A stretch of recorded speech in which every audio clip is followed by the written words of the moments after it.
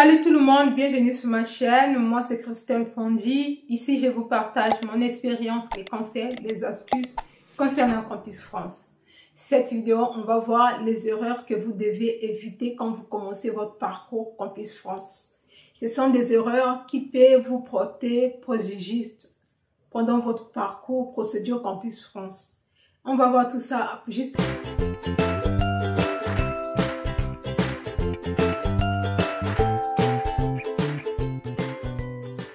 Parmi les choses à savoir, le choix de votre formation doit être cohérent, clair et limpide par rapport à votre parcours, par rapport à vos notes, vos diplômes. Et oui, ça, si vous ne le respectez pas, vous risquez d'avoir le refus. Le choix de votre formation doit être vraiment cohérent. Évitez les choix incohérents. Deuxième, ça peut passer au niveau des écoles, mais au niveau de l'ambassade, dites-vous que là aussi, on regarde. Évitez aussi de soumettre votre panier de formation à temps, sans faire des recherches. Beaucoup de gens, au moins si vous avez fait le travail en avance, ça c'est normal. Quand vous commencez, vous avez 3 mois pendant cette phase d'inscription, de remplir des paniers de formation et avant de soumettre, avant de passer l'entretien. Il faut vraiment prendre le temps de bien remplir votre panier de formation, de bien faire le choix de votre formation, de bien faire des recherches concernant votre parcours, les prérequis, les objectifs de la formation, les débouchés, bien rédiger lettre de motivation et le CV avant de soumettre. Et parce qu'une fois que vous avez soumettre votre dossier, il n'y a pas de retour en arrière. Il n'y a pas de retour en arrière. Vous avez la chance d'avoir une acceptation ou un refus brillamment parce que vous n'étiez pas trop prudent par rapport à votre dossier. Donc, je disais, le choix de la formation, avant de faire le choix de la formation, faites des recherches par rapport à votre formation, par rapport à l'université que vous visez. Quelles sont les conditions d'admissibilité dans cette université? Parce que toutes les universités n'ont pas les mêmes critères. Par rapport à tes notes, dans quelle université que tu peux te rendre facilement, quelle université peut t'accepter facilement, quelle université qui est vraiment sélective et moins sélective. Et ça va vous aider aussi quand vous cherchez le logement. Les recherches que vous allez faire vont aussi aboutir par exemple au logement ou quand vous allez chercher le logement, la facilité. Donc, vous avez le choix de la formation de l'université sélective ou moins sélective. Vous avez aussi le logement qui est vraiment quelque chose de très nécessaire pendant que vous demandez le visa. Si vous n'avez pas le logement, dites-vous le visa, vous n'aurez pas. Donc, ce sont des éléments qui peuvent vous permettre, qui peuvent vous aider parce que plus que vous allez dans les grandes villes, la sélection aussi est un peu élevée, le logement aussi est un peu élevé. Plus que vous allez dans les petites communes, le logement est moins élevé parfois, la sélection aussi parfois, ils sont moins sélectifs. Donc, essayez de regarder les critères de sélection des établissements que vous cherchez par rapport à votre formation. Parce que dans un même établissement, on peut accepter une de tes copines parce que vous n'avez pas les mêmes parcours. Vous n'avez pas les mêmes prérequis demandés dans les formations. Vous avez des formations différentes.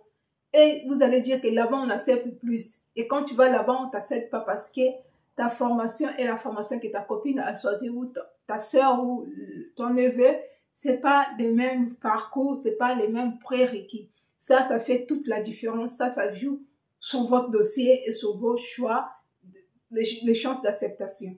Regardez les vidéos sur YouTube, ça peut vous aider. Surtout pour les gens qui font Campus France de façon autonome. Même si vous faites Campus France en passant par une agence, c'est très important de faire des recherches d'abord vous-même. Ne donnez pas la responsabilité seulement à vos agences que vous consultez, vous payez l'argent. Faites aussi vos propres recherches afin d'être vraiment clair, d'avoir des idées claires par rapport à ce que l'agence fait. Et même si vous déléguez votre démarche Campus France ou procédure à une personne, essayez de faire des recherches, de comprendre ce que la personne fait et suivre vos dossiers étape par étape. Les vidéos YouTube peuvent vous aider, surtout pour les personnes qui sont de façon autonome. Campus France n'est pas du tout compliqué. C'est juste votre dossier, la manière que vous préparez votre dossier. Si vous faites votre dossier bien, vous avez la chance d'être accepté. Et aussi, si vous préparez bien votre entretien, vous pouvez déléguer à n'importe qui de faire votre dossier Campus France. Mais c'est l'entretien qui est la clé aussi. Si vous ratez l'entretien, dites-vous, c'est mort. C'est mort. Même si vous avez les 15 de moyenne, les 16 de moyenne, l'entretien est vraiment une étape très importante. C'est par rapport à l'entretien que les établissements peuvent vous sélectionner facilement. Et aussi le logement. Et oui, même quand vous êtes au début là, essayez de regarder aussi le logement. C'est vrai, ça peut vous stresser, ça peut vous mettre des angoisses comme pas possible. Le logement est important. Comprenez aussi le garant. Il y a beaucoup de gens qui commencent à faire les démarches Campus France. Ils n'ont pas de garant en espérant qu'au milieu du Campus France, il va trouver le garant. C'est maintenant de comprendre les prises en charge, les garants, les avis, les comptes bloqués. Il faut comprendre la différence. Ça fait la différence si tu connais toutes ces informations-là en amont. Et c'est maintenant que quand vous êtes en train de faire votre dossier Campus France, de dire que j'ai un garant qui va me faire des prises en charge, qu'est-ce qu'on demande comme financement, qu'est-ce qu'on demande comme dossier pour le visa. Voilà, ce sont des choses à prendre en compte parce que vous pouvez commencer le début jusqu'à la fin, vous arrivez à la fin, vous n'avez pas le garant. Vous avez perdu votre temps pour rien. Je vois les gens dire que je n'ai pas le garant alors que j'ai le rendez-vous à l'ambassade d'ici là. Comment tu vas aller prendre le rendez-vous pour l'ambassade tout en sachant que tu n'as pas le garant? Évitez aussi les garants fictifs, les comptes bloqués fictifs. Ça va seulement vous nuire. Il y a dans certains pays où on sait détecter facilement des faux comptes bancaires, surtout les comptes bloqués ou même les avis. Il est même préférable d'avoir un prise en charge que d'avoir un compte bloqué ou un avis. Récemment, je suis en train de causer avec un étudiant. Je lui pose des questions, il a eu le refus motif 4 et 5. Donc, c'est maintenant que vous allez éviter le motif 4 et 5. Ce n'est pas dans 3 mois. C'est maintenant quand vous devez éviter ce motif.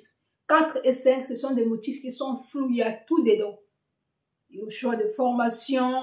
Vous n'avez pas fourni trop des éléments. Vous voyez?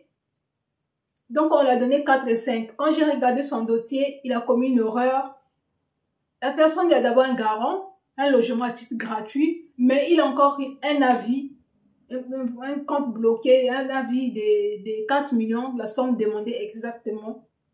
Alors, quand tu as un logement gratuit, tu dois avoir la moitié de cette somme. Donc, 2 millions, c'est pas 600.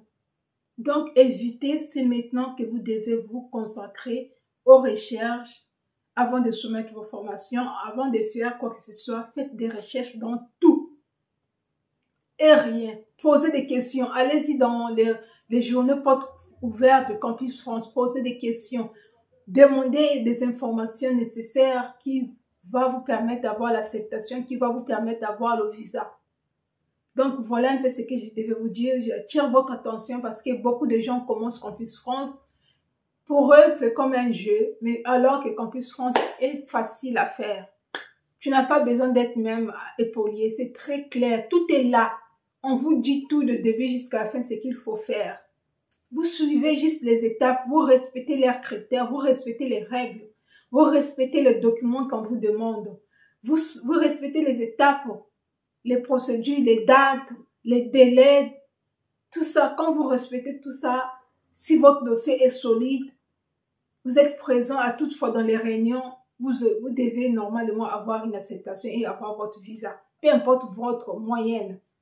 Là aussi, les gens se focalisent toujours au niveau des moyennes. Ce n'est pas le fait d'avoir 15 ou 10 de moyenne qui fera la différence, mais c'est la qualité générale de ton dossier. Donc, je vous dis à très bientôt. On vous dit à très bientôt. N'hésitez pas de vous abonner, de liker, d'activer la cloche de notification, enfin de soutenir la chaîne.